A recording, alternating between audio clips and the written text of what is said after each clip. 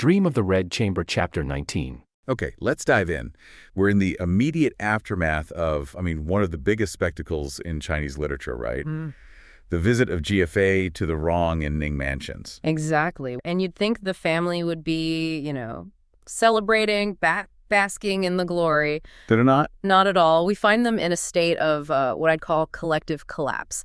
It's the morning after the biggest show they'll ever put on, and the source really emphasizes this crushing fatigue. It's everyone, too, not just the servants. Oh, everyone, from the lowest person sweeping the floors to the highest-ranking managers. They are just running on fumes from cleaning up, organizing all the gifts, and settling the accounts. And the perfect example of this is Fengji, the managerial powerhouse of the family. Yes. She's completely depleted, but she absolutely refuses to show it. The text uses this great phrase, zazang, which sort of means she's struggling, she's faking it, fighting her own body to keep up this facade of being in total control. That performance of strength is so critical, isn't it? But it also perfectly sets up our mission for today. It does, because that performance highlights a huge contradiction, and that's our focus. We're going to track the movements of the one character who is completely exempt from all this work, the most idle and unbusy person in the whole house. Baoyu. Baoyu. And his day starts with a really important absence. His main maid, his caretaker, Shiran, is gone. She is. His grandmother, Jiamu, gave her this rare day off to go home and eat New Year's tea.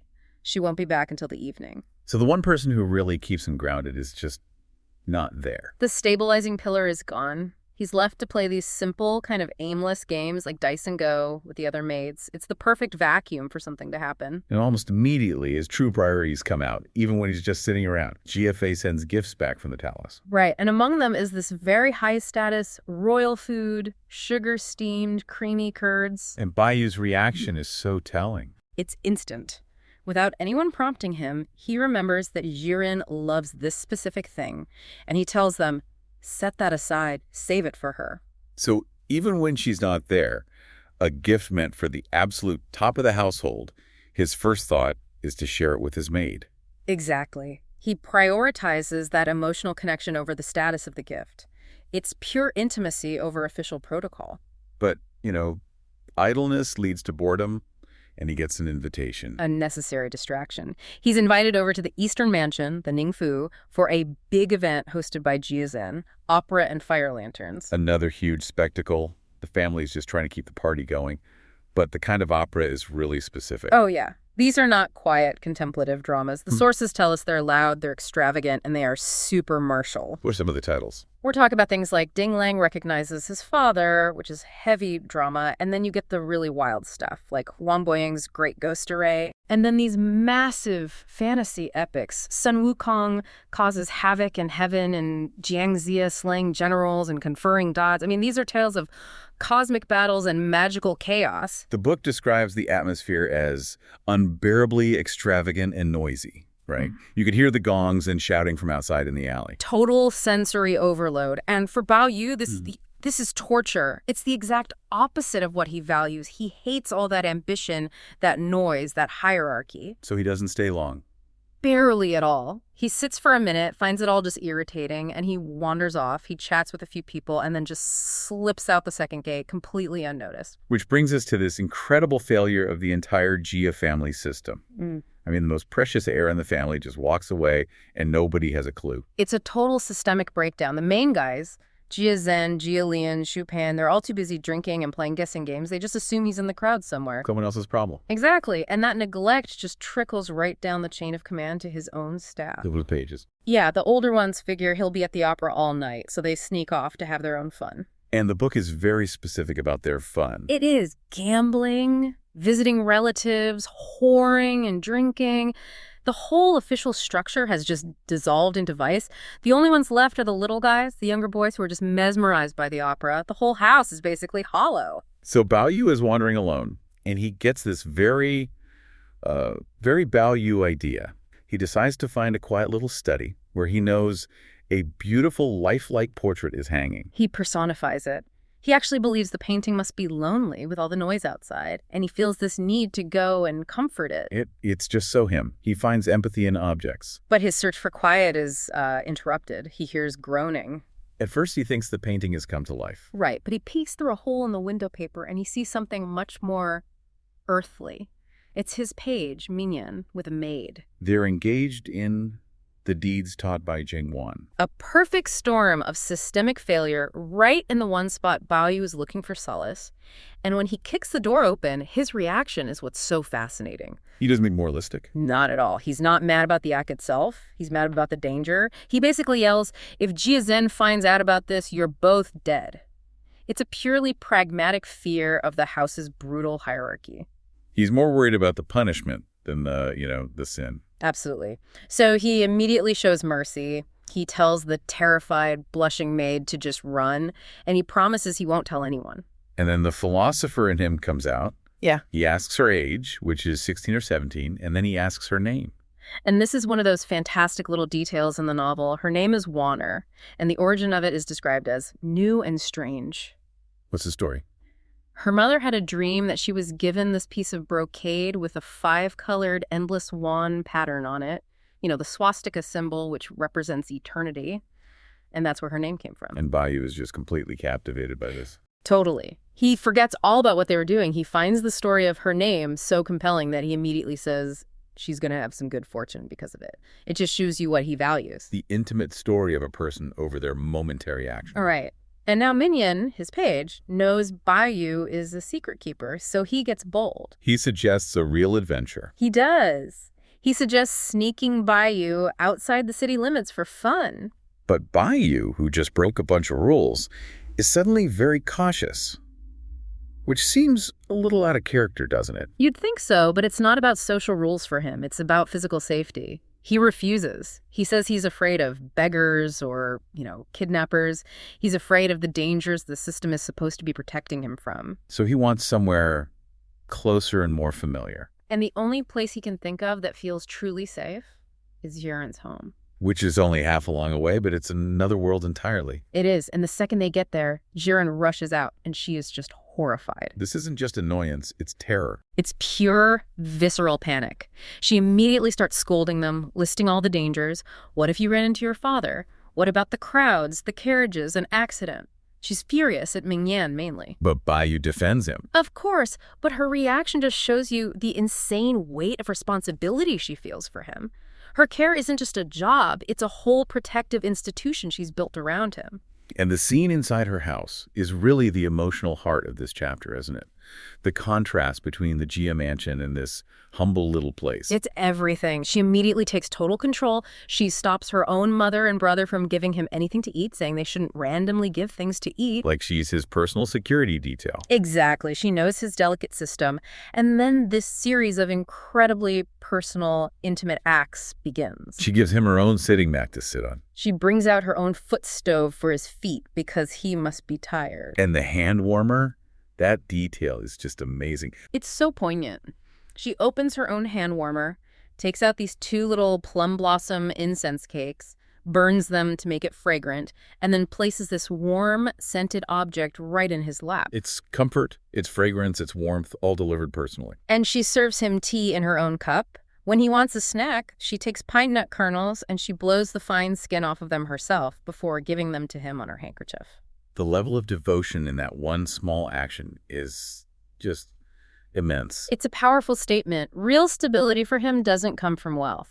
It comes from this kind of meticulous, loving care. He notices how worried she is, too. He sees her eyes are red. He asks if she's been crying, and she just deflects, saying she was rubbing them. She's trying to hide the emotional toll his little trip has taken on her. And this care extends to managing his status, even with her own family. She takes out his famous spiritual jade. His tongueling you, yeah. She lets them look at it, this legendary object. But then she immediately downplays it. She says something like, people think it's rare, but it's just this thing. Why does she do that? She's protecting the atmosphere. If she built it up, her family would treat him like a god, and that intimate, comfortable feeling she just created would be shattered. By downplaying it, she keeps him human, she keeps the situation normal. It's a form of security. That security is her top priority, right up until he leaves. Her brother offers him a horse to ride home.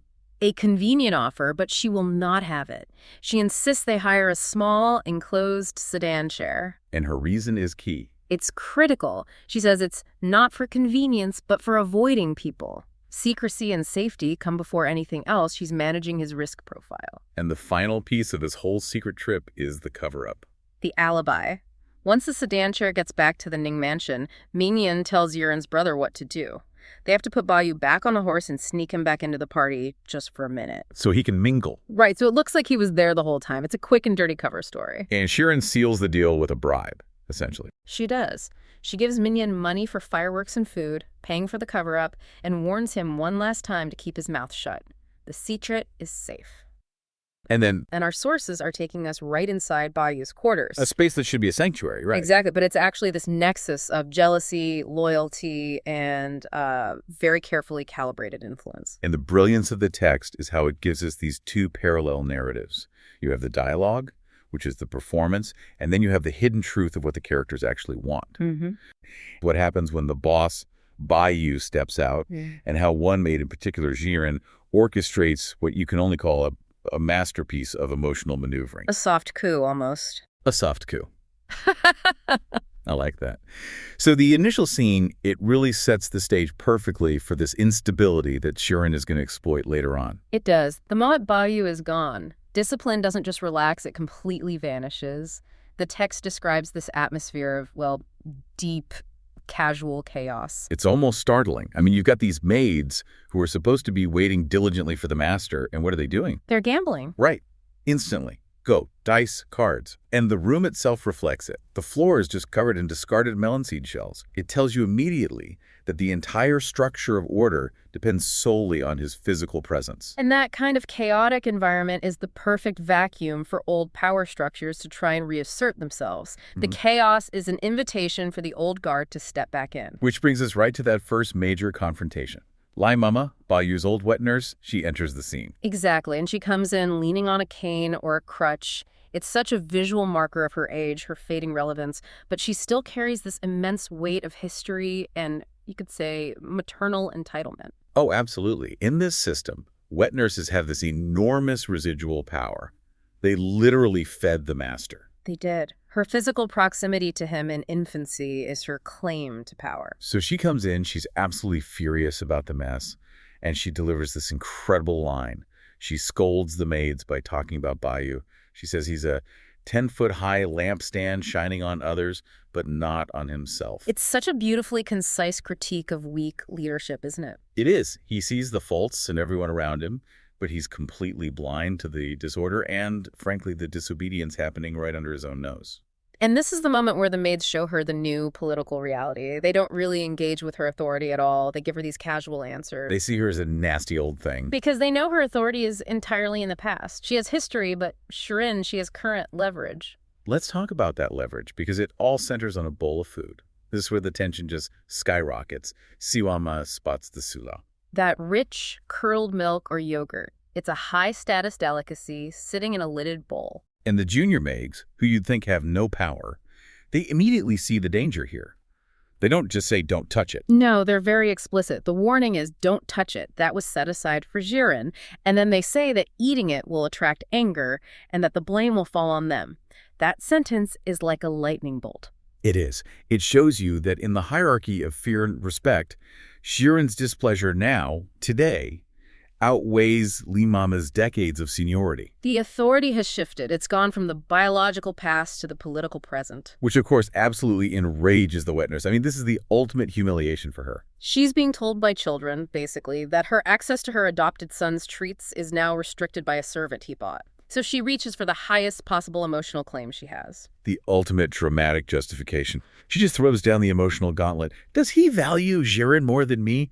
My blood turned to milk, which he ate to grow up. I mean, she's saying her literal maternal sacrifice, her breast milk, trumps all of Shirin's service. And she doesn't just take a spoonful. No, she eats the entire thing out of pure spiteful power. It's not about the yogurt at all. It's about demanding respect through a direct confrontation. And then, to really raise the stakes, she reminds them of that precedent. The time Jurin had the maid Kingsu driven away over a simple tea incident. She's daring Jiren to respond. I mean, think about it.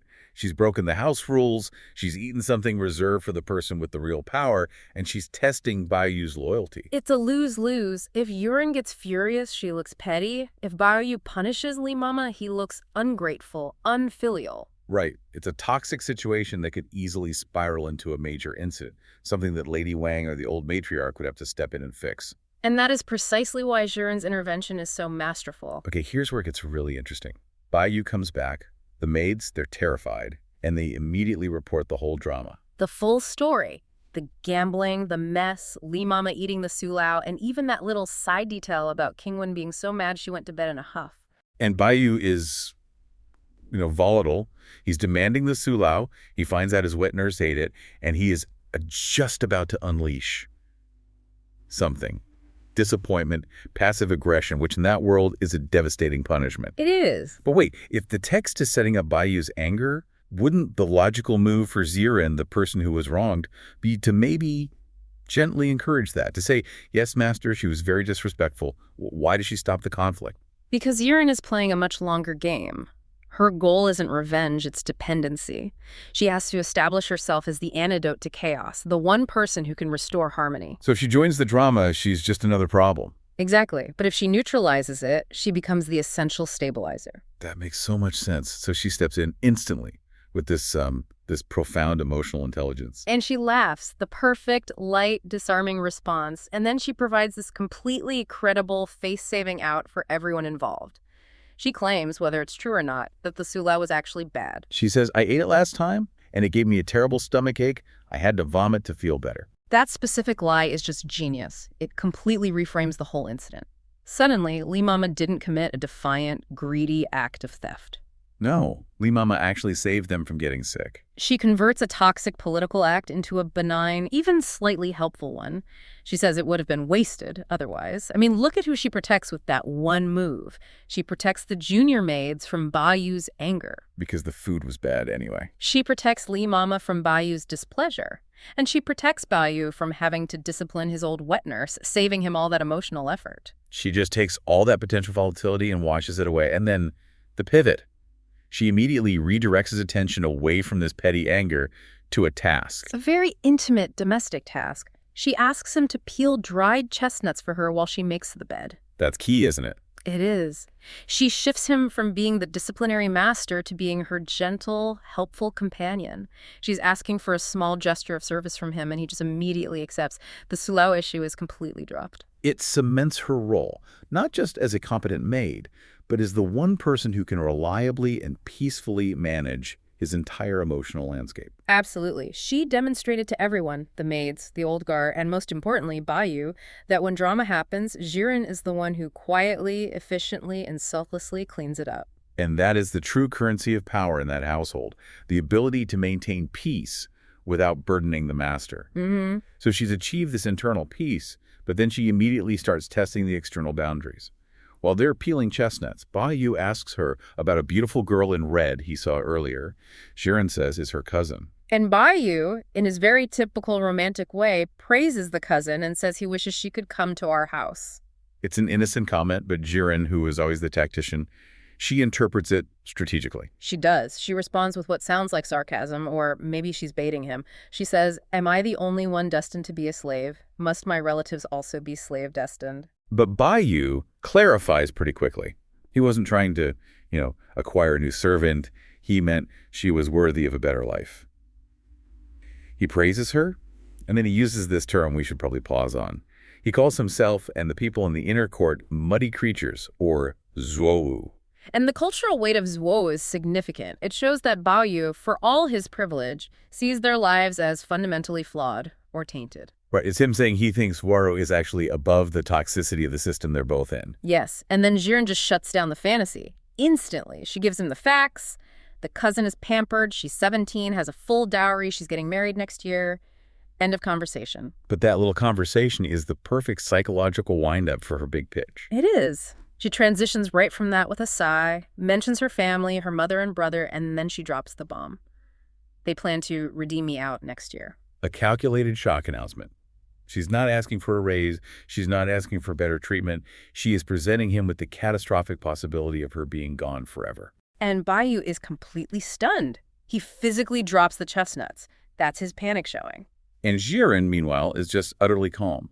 She explains she's not a homeborn servant, a Jia Shengzer. She was bought, so essentially she has to leave. She even cites the precedent that service in the palace isn't indefinite. And he scrambles. He starts throwing out arguments. The old matriarch won't agree. He'll pay more money. He's offering financial security and family power, the two things he thinks can solve any problem. And this is where Jiren just masterfully dismantles his pleas, using arguments that are designed to hit his moral core, not his wallet. First, she minimizes her own value. She says she's just an ordinary person. Insisting her good service is only what is proper, not some miraculous achievement. She's making herself sound replaceable. It's total reverse psychology. The more she minimizes herself, the more essential he insists she is. But the checkmate move, really, is the moral argument. She says the wealthy, generous Jia family would never use power and wealth to behave tyrannically. That phrase, Yishi Zhongui Badao, by unjustly forcing her to stay. She's holding his own reputation and his family's honor hostage. She's telling him, if you insist on keeping me, you are morally failing. You are turning the revered Jia family into tyrants. And that's the one thing that hits him hard, because his whole identity is tied to his family's reputation for being benevolent. Right. So he's defeated by this flawless moral logic. He concludes she has the reason to go, no reason to stay. He's not angry about her logic. He just feels personally betrayed. He calls her fickle and heartless and goes to bed feeling abandoned, like a lonely ghost. She has successfully forced him into a state of complete emotional crisis. Which leads us right to the revelation. The internal monologue the author gives us that exposes the sheer calculation behind this whole performance. And the twist is profound. She never intended to leave. Not only did she not intend to leave, but when her mother and brother told her their plan to redeem her, she cried and made a scene. She actively fought them on it. She said she'd rather die than go back to her family home. She was violently opposed to it. And she points out, they sold her when they were poor. Now that they're doing better, she has a far better life in the Jia house. She says she's treated like a master's daughter, not cursed or beaten. Her situation is the absolute definition of ideal security for someone in her position. And then we learn her family's motivation was just as calculated. They knew her contract was a dead contract, a full and final sale. Their real goal was never her return. They were leveraging the Jia family's famous generosity, hoping that the family would reward Ziren with both her freedom and a hefty severance package, the Shunji Yin. So they wanted a kindness payout without her actually having to leave her high-status job. Precisely.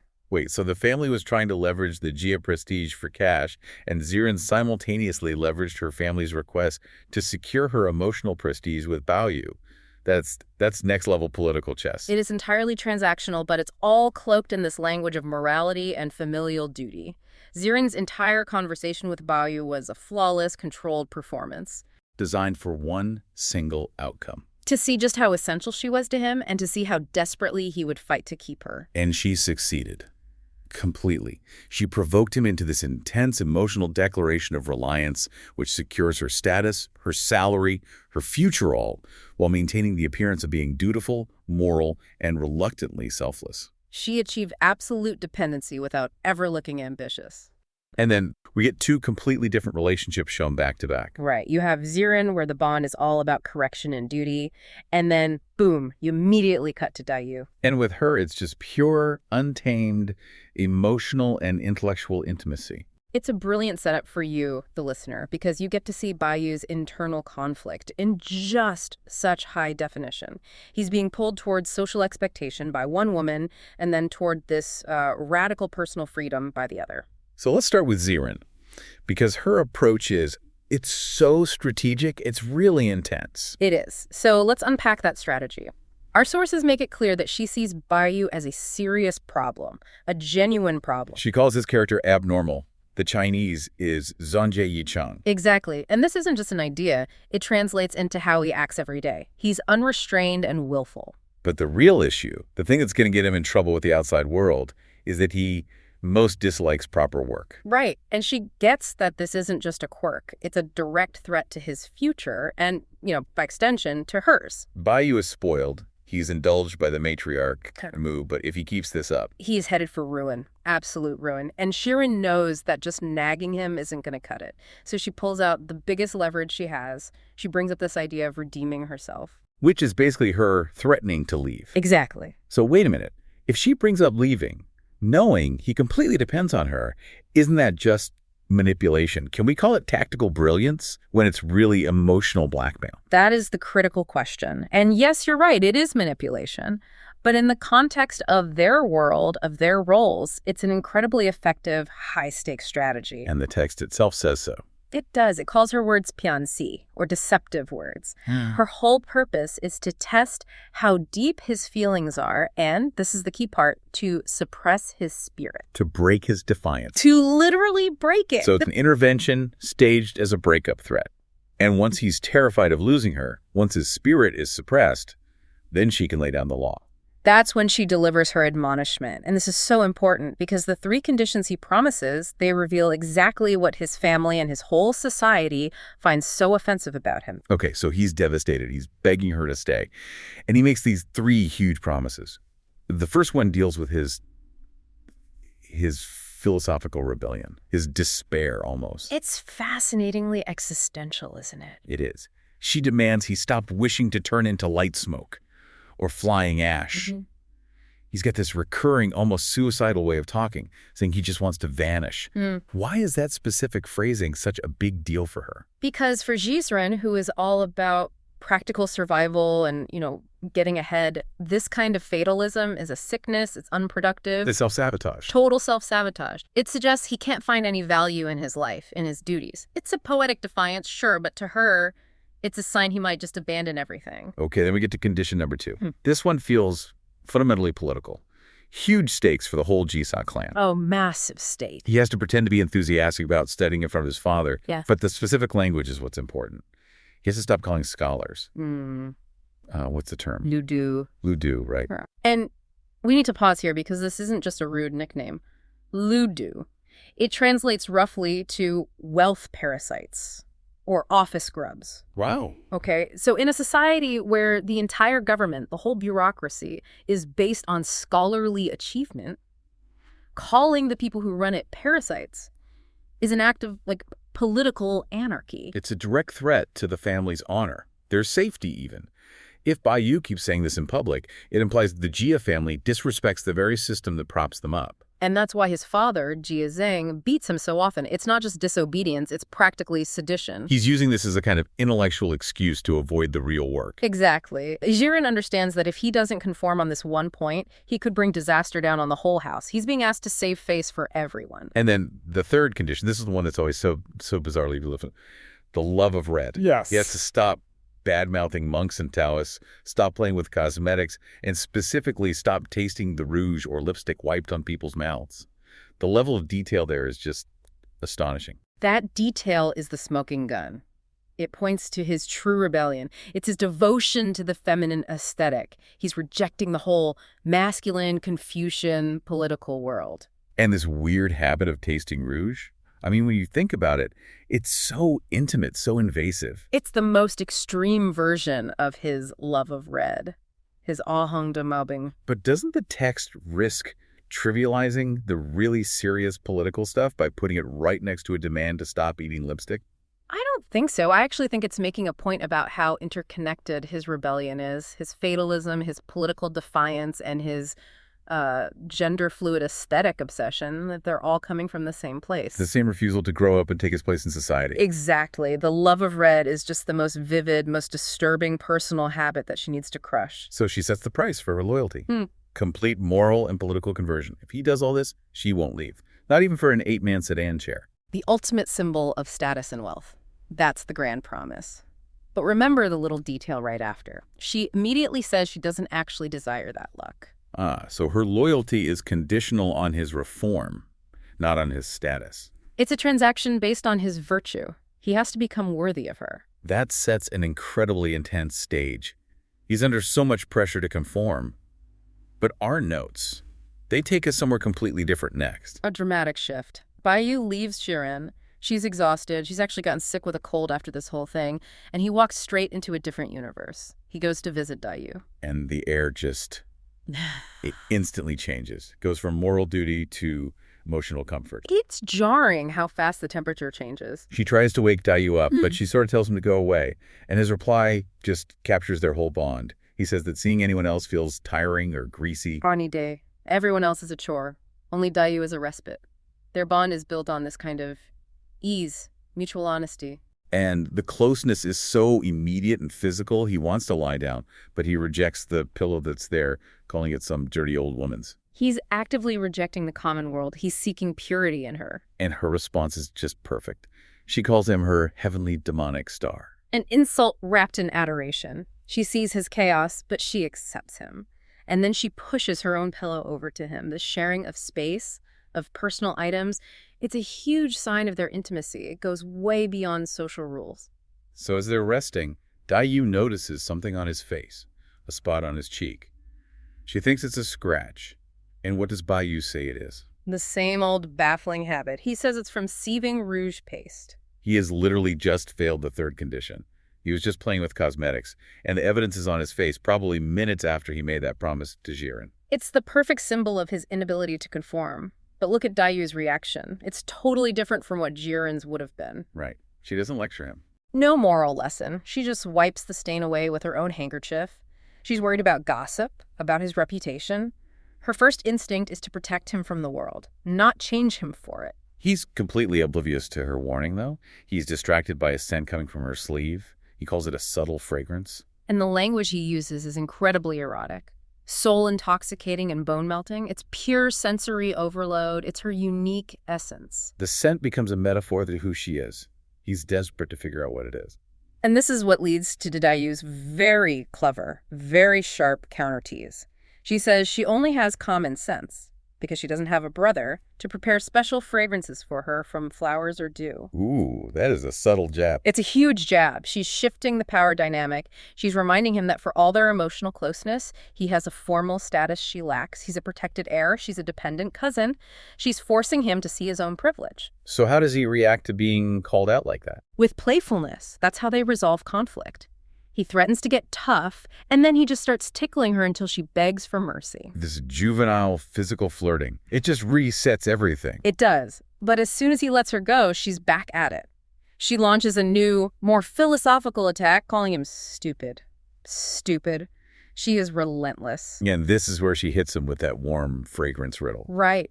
She connects his famous jade to the idea of a golden match and says, well, since she has a cold fragrance, shouldn't he have a matching warm fragrance?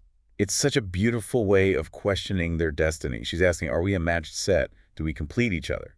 It's a deep existential question, but it's framed as a silly tease. And to distract her, to soothe her, Baoyu just abandons reality completely. He starts making up this long, elaborate story about the Linhu cave rat spirits. He just drags it out, building this whole narrative about little rat trying to steal some taro. He's just making it all up on the spot. Yeah. But the punchline is the whole point. It's the ultimate declaration of his love.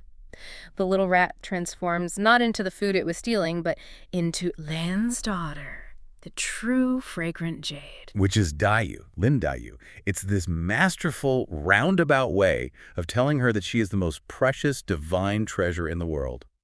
A perfect lie, just to please her. And she totally gets it. She knows he's tricking her, and they start wrestling again. It's this cycle of teasing and loving and play fighting that just, it defines them. Pure, unstructured engagement. But this perfect little bubble they're in gets burst. The door opens, and Baochai comes in, and the whole dynamic changes. Completely. She walks in asking about the classical illusion they were just talking about. She's the voice of pragmatic social reality. Her interruption is a total reality check, and she immediately makes this witty comment saying Baoyu only remembers these illusions for teasing Dayu. But he forgets them when they actually matter, like for the banana leaf poem the night before, when he was sweating over his studies. She's pointing out the massive gap between his private intellectual life with Dayu and his public duty.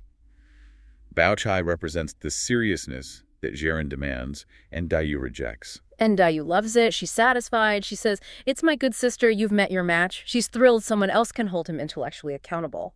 So we have this perfect moment, internal harmony between Baoyu and Dayu, followed by this external confrontation from Bao Chai. And then the chapter just ends in total chaos. Total chaos. Right after this, you hear a sudden uproar and fighting coming from Baoyu's own room. It's so jarring. He leaves the intimacy of Daoyu's room and walks right into a crisis in his own.